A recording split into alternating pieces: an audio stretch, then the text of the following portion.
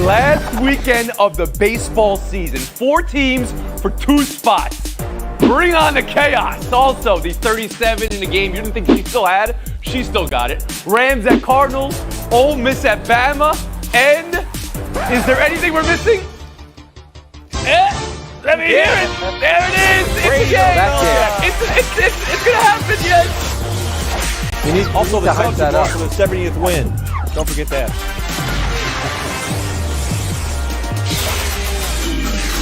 If you ask Tom to choose, give me ring 8 or let me smash Bill, he'd probably choose smash Bill. Figures he'll get the next ring, just let's smash Bill first. That's former Patriot Heath Evans to Karen Garigian, Boston Herald. And that is all we need to start. Brady at Belichick, Buccaneers at Patriots. Frank, what do you say?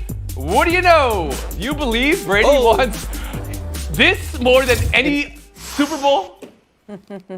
You know, in this moment, Sunday night, does he want to win that game? Of course he does. Let's look at the numbers, though. The two of them together, 30 playoff wins, 6 Super Bowls. The two of them are defined, their greatness is defined by winning the biggest game of them all. 30,000-foot view, which is how Tom Brady looks at everything, he wants to win. I know what his trainer said. I know what his dad said about Bill Belichick. That's all coming with the Tom Brady blessing. They're not going rogue on that one. So that's been put out there. But Super Bowl, slightly more important than one game in early October. Bill Plaschke, what do you say? What do you know? Oh, Tony, Frank, I don't agree with you on that. I think that Brady, as much as we'd like to think he's above all this, he's thinking long term, he's more mature than this. He's a human being. He got dumped. He's going back to the guy who dumped him. I can't imagine him wanting to win anything more than what he wants to win this game. He has shown this. Think of how he went after the NFL during Deflategate. He wanted more than anything to show up Roger Goodell and win that Super Bowl for Deflategate. This is the same thing with Belichick. Okay. Sarah Spain?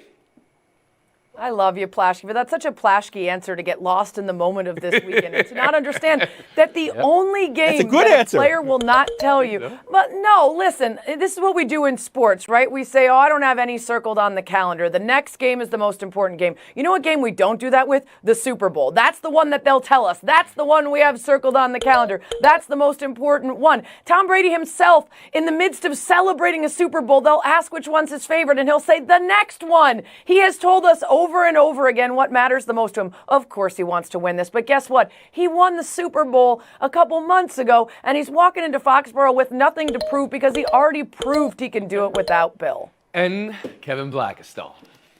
You know, his plaque at the Hall of Fame will read about all of his accomplishments, leading with all the Super Bowl rings that he picked up. It will not include his one-loss record to Bill Belichick.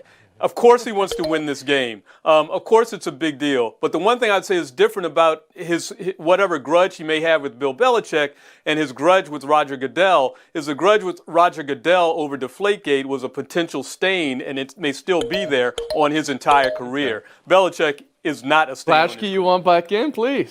You guys are all talking about Super Bowls. He's won 7 Super Bowls. He's never beaten Bill Belichick. This is one thing he hasn't done. Super Bowls, he's won them. He's won a ton of them. Well, Bill, you're really the man who dumped him. He's never gotten back on the man who dumped him. This is the psyche of human, the ego of humanity, a human being. and you believe it exists, whereas Spain, Blackistone, and Isolo don't have the trappings of ego in their life. I've never had an ego. No. Never. This ego has landed. In this game, how much does Belichick's knowledge of Brady matter? How much does Brady's knowledge of Belichick matter, Frank? I think it matters a lot. I think on both sides of the ball, Josh McDaniel, of course, was with him all those years. So I think, Tom Brady needs 68 yards to be the all-time passing leader. He's going to pass Drew Brees. You knew he'd probably do that at Gillette Stadium. You just didn't know that he was going to do it in a Tampa Bay uniform. But I do think they could hold him under 300 yards. If they can, got a very good chance. Do you think the bigger advantage is on Belichick over Brady because Belichick all knows that film? You do. Blackistone, you agree with that? I absolutely agree with that. Let's not forget that Bill Belichick was a defensive coordinator before he became a head coach. This is what he does. He tries to stop other people. And not only that, but he knows his nose was in the playbook for the Patriots, obviously. He knows what Brady likes to do. He said that what Tampa Bay is doing is very familiar to him. That's what Brady liked to do. And, and Brady sat there and watched the defense. He didn't play against the defense. He played against scout teams that Belichick put together together in practice, but not against a Belichick. Sarah, are you with Kevin and Frank that the bigger advantage lies with Belichick on Sunday night because he knows Brady, maybe more so than Brady knows Belichick? Yeah, I mean, I think Brady can certainly do his best to tell them a little bit about the expectation he has for how Bill will use Mac Jones and what plays might be coming. But way more so is it that the book on Tom Brady is very public. And then you add on to that the specifics that Bill Belichick might know that nobody else does. You already know how to beat him. It's just difficult to add in some extra insight from Bill. And I do think there's much more of an advantage. It's just unfortunately Bill's working with a lesser team. And Bill Plaschke. KB, I can't understand it. Yes, it was against second stringers and against scout team members, but it was 20 years. Brady has played against Belichick's defense for 20 years. Belichick has never schemed against Brady in offensive when he's with Tampa. I think all the advantage goes to Brady. Brady knows Belichick better than anybody. There may have been some scheming before. I don't know. I haven't read the full Wickersham book, but there may have been some scheming Belichick on Brady. Yeah. Well, it seems, Bill, that you're sure of a Tampa Bay win here. Oh, yeah. I think by the end of the day, it'll be like 35-10, and people will be saying, remember, Belichick is 12-16 without Brady. This is not going to change. Sarah? Interesting you bring up Wickersham. He was on my show, Spain and Fitz, 7 to 9 p.m. Eastern every night on ESPN Radio. And he said that he actually thinks the Patriots are going to win this game, that Belichick's going to find a way to win it. I disagree. I think the Bucs, but I was fascinated by that answer. Blackstone? I'm going with the Bucs. I mean, they're the better team. Obviously, have the better quarterback. They've got a lot to play for up there as well. And the Patriots are, they're scrambling, they're scuffling. They're a losing football team right now, and I don't see that being changed. Yeah, I think it's going to end up being a field goal game. I definitely think New England will keep it close, but I think at the end, Tampa will find a way to win. And real quick on the atmosphere of the game, does anybody, it's going to be raucous, you would imagine, Sunday night game in Foxborough. Does anybody think among the many, many cheers there might be some, boos or at least some energy, Plaschke, directed at Brady? I think there'll be boos. I think it'll be really interesting. Usually in these situations, they cheer the homecoming guy for the first 5 minutes and they boo him the rest of the game. I bet they cheer Brady the entire day, and I bet they end up booing the Patriots. Booing the Patriots? Whoa. Is that a Plaschke game? Boston, New England? Come on. Really? So you think they're going to take Brady's side by the end of this? That would be the greatest trick Tom Brady's ever pulled. Convincing the world that he's... Oh, wow. We'll move on. Baseball now. 3 days before the end of the season, we have no idea who's making the playoffs in the American League. How great is this? 2 spots open. A 3-way tie is still in play. A 4-way tie is still in play. That would mean playoff to get to a playoff to get to a playoffs where you play a 1-game playoff. The longest drought in baseball, so close to being snapped. The Seattle Mariners are right there after an incredible run in September. They control their own destiny, at least, to get to the playoffs. Red Sox just lost a series to Baltimore, so they're now tied with Seattle. Toronto is 1 game back of those two. And the Yankees, the most comfortable of all, 2 games up. But that means nothing. They're one of the streakiest teams in baseball. They're playing Tampa at home this week, who has owned them the last couple of years. Boston at Washington. Mariners host Angels. Toronto hosting Baltimore. Bill Plaschke, we all want chaos, but what are the things that will sort this gorgeous mess out? It's really not about who the teams are because they're all pretty good. It's about who they're playing this time of year. The Yankees are already in. They're 2 up. They're not going to be caught. Of the other 3 teams, the best opponent is the Angels for the Mariners. The Mariners are at home against the Angels team. The Mariners have won 10 of 12. The Angels have lost 10 of 14. The Angels have pretty much pitched in the season. Ohtani's not going to pitch. They're just playing out the string. I think the Orioles and the Washington Nationals both will play for something and play harder. I think the Mariners beat the Angels, and that's how they get in. Mitch Haniger, best late season hitter in baseball. You said best opponent, and I thought you meant like the best team of the bunch. You actually meant the easiest. The easiest. Easier than the Orioles, who are 106 losses. The Orioles just beat the Red Sox. Sarah Spain. They're still trying. Yes, true. Look at Bill trying to apply logic to baseball as if we have any idea. The Orioles, the team that are supposed to be the easiest to beat, and yet the team that keeps hammering winning franchises en route to their playoff success. This is so hard to read because I would love to take who are they playing against and how much belief I have in them. But like Bill just said, the Mariners have been on a hot streak despite us counting them out all season long. They're still hanging in there. Well, that's on you. To do it, but Don't put that on the Mariners. That's on your counting. No, what I'm saying, I agreed. We haven't believed it, but it's also their run differential. All the other metrics point to us believing that the Blue Jays should be the ones to make it. And I don't know why the Orioles are the stand in the way for me. I think it's going to end up being the most annoying two, the Yankees and the Red Sox, because I just feel like the Mariners are going to stumble at the end. Speaking of annoying, Frank Isola, you're with us. The New York Yankees are where you thought they would be all year, but it took a lot to get here. They're in the driver's seat, but talk to me through the rest of this wild card. Yeah, the Yankees are going to host the wild card on Tuesday. It all depends on what's going to happen. Think about the Mariners now. They're a game ahead of Toronto. Toronto's run differential is 164, and the Mariners are a minus 48.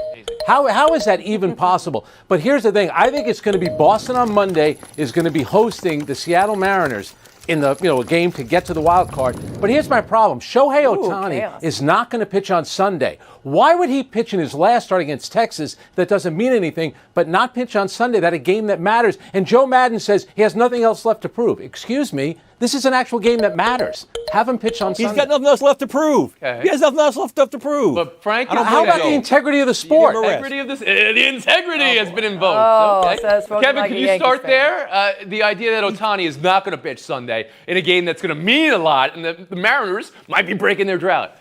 Yeah, I mean, I would be a little concerned about that if I'm Major League Baseball. I think he should play, especially his name has been invoked in the MVP as a leader in the MVP. That's what you do. The other thing I would say, though, to Sarah is the Boston Red Sox are coming down Interstate 95. I saw them just before I came in here, and they're riding on 3 wheels and 1 rim. So I don't see them doing much to get into the playoffs either. I think, the Yankees are certainly safe. Flash you back in. Only the Nets. Ohtani has done more for the integrity of the game this year than anybody in recent history. He's played more than anybody since Babe Ruth. He said a week ago, he said, all I want to do is win. Are you crazy? Here's your chance. He's pitched, he's hit, he's done everything. It's What are we a yelling regular about? rest. Oh, wow. Here, hold on a second. Guys, finish Keep this out. him healthy. Go ahead. Go after each other. I want to hear how this sorts I'm itself sick out. of the Ohtani hate out there. The guy's the MVP. He's done everything all he we've can done this is year. praise He's him all played more than year. anybody. This is the biggest game that he could pitch in, Bill. Pitch it. You say you want to play for a winner. Play for a winner on Sunday.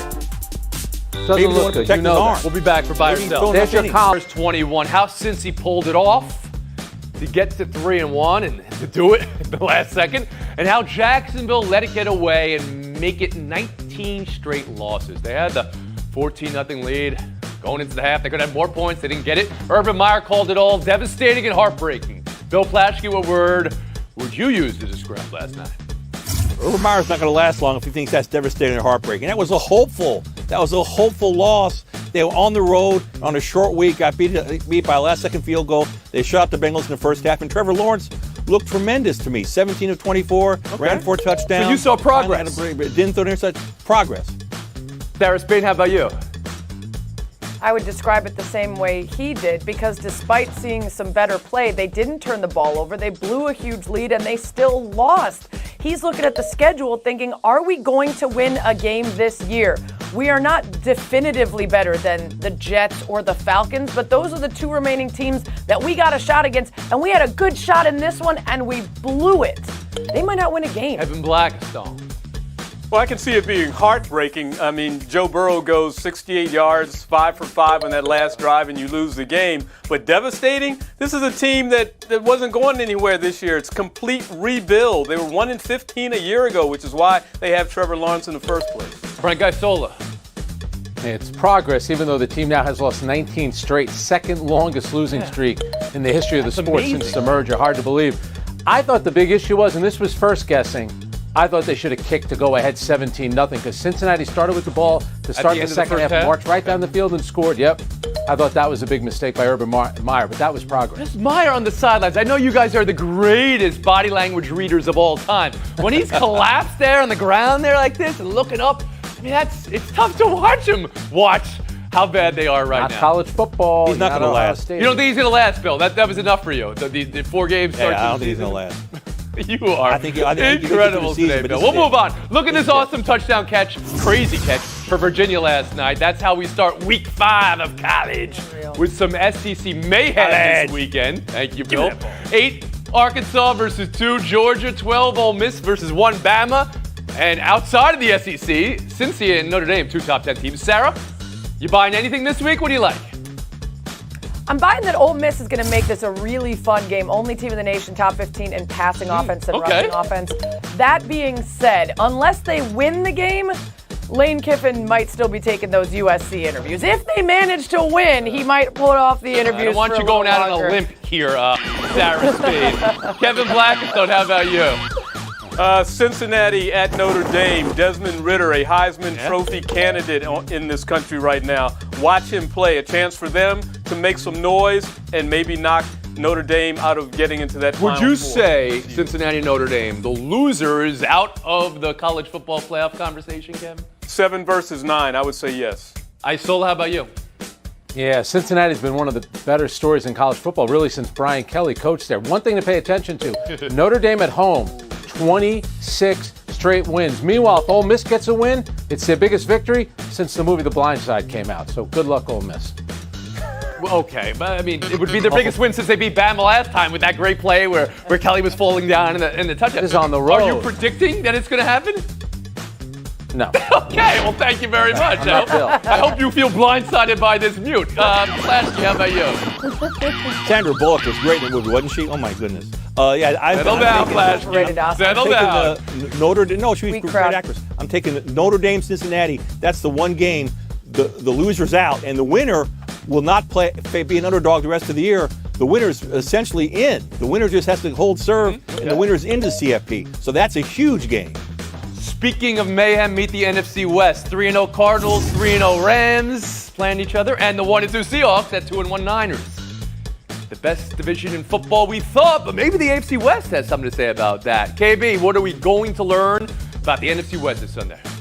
We're going to learn if the Seattle Seahawks are actually going to be a part of it. 1-2. Russ Wilson's never lost 3 in a row. And you know who they have coming up next? Bill Plaschke's Rams. Isola? Seattle, if they fall to 1-3, since 1990, 14% of the teams at 1-3 have made the playoffs. I get it. There are more games this season, more teams make the playoffs, but that's not a good number for Seattle. Plaschke. I'll be there at 8 a.m. again, Frankie, to watch the Rams. They will win. Omelet Station, they will baby. Show their dominance. They have Omelet Station. They will show their dominance. They've scored on 59% of their possessions. Best in football. They're unstoppable. They're the best team in the West by far. Spade. Yeah, I think we're going to learn that the Rams are truly the cream of the crop in a really stacked division. But the Cardinals, if they can play a complete game, would prove to us that they're better than the last couple weeks have shown where they've been. All right, that was a lot of ifs and whats. Make some picks here. Everybody's got the Rams, or is somebody going to take the Cardinals? Rams. I got the Rams. Nobody's Rams. Defense. Flashy. Focusing on the omelet station. Ham and cheese omelet. Ham and cheese omelet. You never had the makings of a varsity athlete, Bill Plaschke. All right, that's it. You got it? For you. And Spain. There we go. The many saints of Around the Horn is showdown. Molt desastre.